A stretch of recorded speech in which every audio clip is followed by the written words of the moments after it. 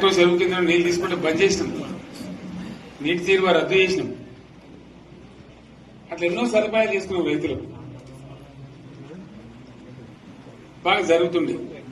అప్పుడప్పుడు ఏమవుతుంది, కొన్ని దుష్ట దినాలు వస్తాయి, చెడు గడియలు వస్తాయి. మనోళ్ళు కూడా అలవోకగా ఓట్లేసారు. మీరు గొప్పలో మీరు మాణిగ్రహం గెలిపించారు. కొన్ని నియోజకవర్గాలలో అత్యాశకు పోయి నేను చెప్పిన కూడా అప్పుడు మంది మాటలు పట్టుకొని మారమానం పోతే మళ్ళీ చివరికి ఇల్లు కాలిపోతారు.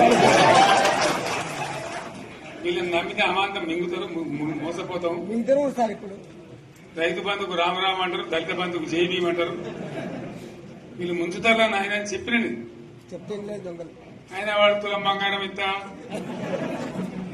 నీకు ఏంటి, నీకు బంగారం వడ్డానం పెడతాను కానీ ఆయన నమ్మి ఏమో మీ సంగతితో చూద్దామని ఆయనతో వేశారు. వేసింది ఇరుకపోయారు, బాయిలో పడ్డారు, అయిపోయి ఉన్నాయి అన్ని వీకే. మళ్ళా మొదటికి వచ్చానా కైలాసం ఆడలో పెద్ద పామింగినట్టు అయింది. మళ్ళీ అంతే కదా, ఆలోచన లేకుండా ఎటు పెడితే అటు ఎవడో ఏదో చెప్తే నమ్మి ఓట్లేస్తే ఏమైంది అనేది ఒక మంచి గుణపాఠం ఇది తెలంగాణ. గ్యారంటీగా మంచిగా సంసారం జరుగుతుంది. తువ్వకొచ్చినాం, రైతులు ఇంత ముఖం తెలివైతుంది, ఇంత బాకీలు కట్టుకుంటుండ్రి. ఎంతో మంది పాపం సిటీలు వేసుకుందరు, ఏదో వేసుకుందరు. రైతు బంధు పైసలు పడితే ఎంత సంతోషం ఉంటుంది. ఆయన మీరు గంగ గడిచిపోయి ఇప్పుడు వాడు ఇతడో ఏడో భగవంతుని కనుక ఇచ్చినప్పుడు మోసమే. ఏదో మళ్ళీ ఎలక్షన్ కోసం దానికోసం చేస్తారు తప్ప కడుపు నిండా ప్రేమ ఇచ్చేది ఇట్లే ఉంటుందా? మనం ఉన్నప్పుడు కరోనా వచ్చింది. కరోనా వస్తే కూడా రైతు బంధు ఆపలేదు. కరోనా వచ్చి రాష్ట్రానికి రూపాయి ఆదాయం రాకపోయినా 4-5 మంచి స్కీములు తెచ్చి ఇవాళ కాపాడుకున్నాం. గౌరవంగా బతికింది రైతులు. బీమా వచ్చినండి. రైతు బీమా పెడితే ఎంతమందికి సాయం జరిగింది? గుంట భూములను కూడా మంచిగా సాయం జరిగింది. చిన్న రైతు కూడా సాయం జరిగింది. అట్లా అందరికి మనం గొర్రెల కాపలకు గొర్రెలు వేయడం కానీ, చేప పిల్లలు కానీ, అనేక రకాల అన్ని వర్గాల ప్రజలను ఎట్లా ఆదుకోవాలని అట్లా ఆదుకున్నాం. మా తెలంగాణ కదా మేము తెచ్చుకున్నాం కష్టపడి. మా వాళ్ళందరూ పైకి రావాలి. కాంగ్రెస్ గవర్నర్ ముస్లింలో ఓట్లేసుకున్న తప్ప ముస్లింలకు మనం చేసిందా? ఇమాం మౌసాలకి మన జీతం ఇచ్చిందా? మనం వచ్చినాకనే ఫస్ట్ టైం వాళ్ళని గుర్తించి వాళ్ళని గౌరవించుకున్నాం. ముస్లిం మైనార్టీ పిల్లలకు, మన గిరిజన పిల్లలకు, మన ఎస్సీ పిల్లలకు, మన బీసీ పిల్లలకు ఎంత మంచి రెసిడెన్షియల్ స్కూల్ పెట్టుకున్నాం. అందరినీ కూడా ముందు తీసుకుపోవాలి. ఇవాళ మన కళ్ళ ముందని నాకు బాధ కలిగేది ఏంటంటే చిన్న వర్గాల ప్రజలు కాన్వెంట్ స్కూళ్ళలో చదివించలేరు. వాళ్ళ పిల్లలు కూడా బాగా చదవాలని చెప్పి ఎస్సీలకు, బీసీ, మన మైనార్టీ సోదరులకు గురుకుల పాఠశాలలు పెట్టారు. అద్భుతమైన చదువు చదువుకునే వాళ్ళు. ఇవాళ మొత్తం రోజు బడి పిల్లలు విషాహారము, కడుపు నొచ్చుడు, బాధపడు, పురుగులు అన్నం పెట్టుడు.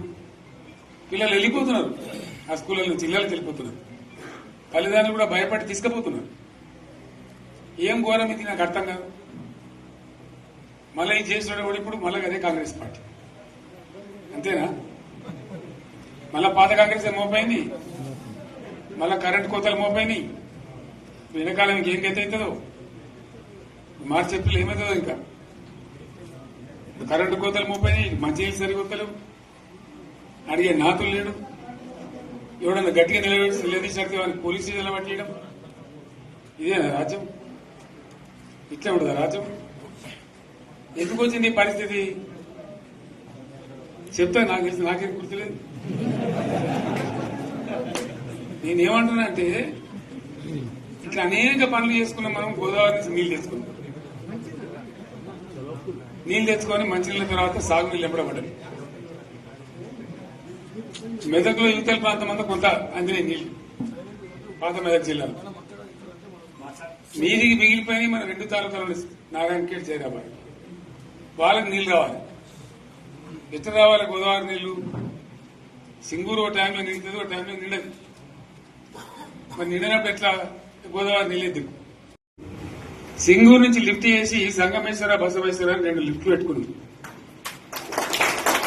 2 తాలూకాలకు రెండింటికి కూడా లక్ష ఎకరాల పైచీలకు వచ్చేట్టు ఎకరాల నీళ్ళ చెట్టు పెట్టుకున్నాం. మళ్ళీ మన నుంచే కావాలి, మళ్ళీ ఇది లైన్లో రావాలి, అందరు మంచిగా ఉండాలి. ఎందుకంటే మనకు మన పార్టీకి కులం లేదు, మతం లేదు, జాతి లేదు.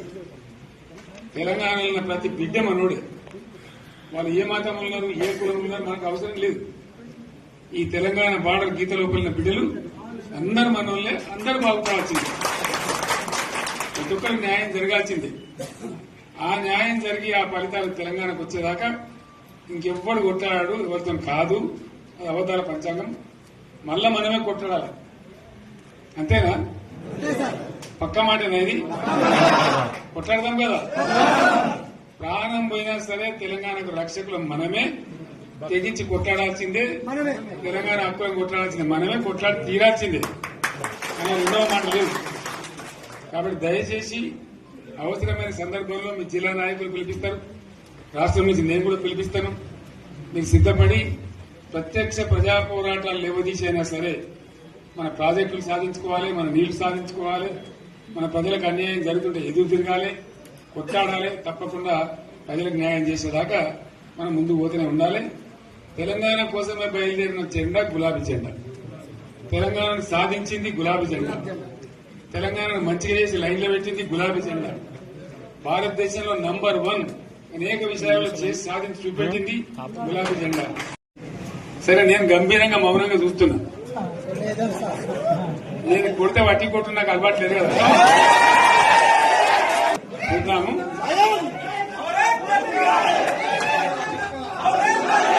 నా రోజులు కానీ అన్నట్టుగా నేను చూస్తా ఉన్నా. కానీ మనోళ్ళందరూ కూడా ప్రతిపాదిస్తున్న ఏంటంటే, 1 సంవత్సరం జరిగిపోయింది, సంగమేశ్వర ఆన్నే పన్నది, బసవేశ్వర ఆన్నే పన్నది, పాలమూరు ఉత్పత్తుల పథకం ఆన్నే పన్నది, కాళేశ్వరం అట్లే ఎండబెడుతున్నారు.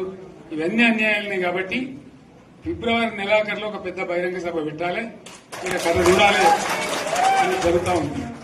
కాబట్టి మీరు కూడా పెద్ద ఎత్తున దయచేసి ఆ సభకు కదిలి రావాలి. కదా దూరమే ఉండదు. ఆ రకంగా తెలంగాణ శక్తి ఏందో మరొకసారి చూపించి వీళ్ళ మెడలు వంచి ఇప్పుడు సాధించాలి. భవిష్యత్ కోసం కూడా కొట్టాడకు మనం సిద్ధంగా ఉండాలని తెలియజేసుకుంటూ, పరమేశ్వర్ గారికి అంతటి లోకమంత్రం ఇది. ₹1,00,00,000 భూమి ఇప్పుడు 50 లక్షల కాడికి వెళ్ళలేదు.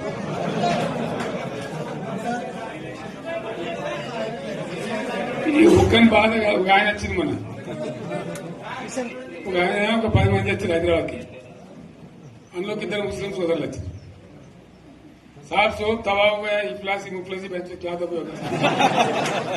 तुम्हारा क्या हुआ बहन, तुम्हारा क्या हुआ? तुम हैदराबाद में तुम लोग हैं, मेरा कारोबार है साहब, मेरा छोटा मोटा कारोबार है, होटल भी है, 70% गिर गया। हर कोई पूछ रहे, हर कोई केसीआर को याद कर रहे सामान వాళ్ళు మాట్లాడుతున్నారు. ఎక్కడ ప్రతి ఒక్కరు భూముల ధరలు పోయినాయి, మందు పోయినాయి, మసాలా అన్ని పోయినాయి. ఎంత మంచిగా 4 ఎకరాల రైతు నేను 4 కోట్ల ఆసాగా అనుకుంటుండే. అంత ధీమా ఉంది, ఎంత బాగుంటే. హైదరాబాద్ నుంచి అడిగితే కూడా వచ్చి మనం ఇయ్యకపోదాం భూములు, డిమాండ్ పెరగాలని. అంత బ్రహ్మాండంగా మారుమూల ప్రాంతంలో కూడా 40 లక్షలు 50 లక్షలు ఎకరానికి ఉండే. అటువంటిది సగానికి సగం పడిపోయి మొత్తం నాశనం చేశారు. వీళ్ళు ఇట్లే వదిలిపెడితే ఇంకింత నాశనం అవుతుంది. కాబట్టి మనం కొట్లాడాల్సిందే. నేను ఇంకొక మాట మీకు చెప్తా. ఎలక్షన్లలో నేను మస్తుగా చూస్తే 50 ఇళ్లలో పార్టీలు గెలితే ఓడితాయి. ఇంత మాయలు ఏడాది లోపలనే కాంగ్రెస్ పార్టీ దొరికితే కొడతామని అన్నంత గొప్పగా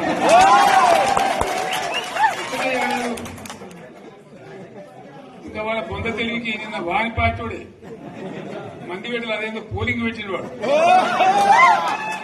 చూసారా మీరు? ఆ పోలింగ్ పెడితే 70% మనకు వచ్చింది, 30% మనకు.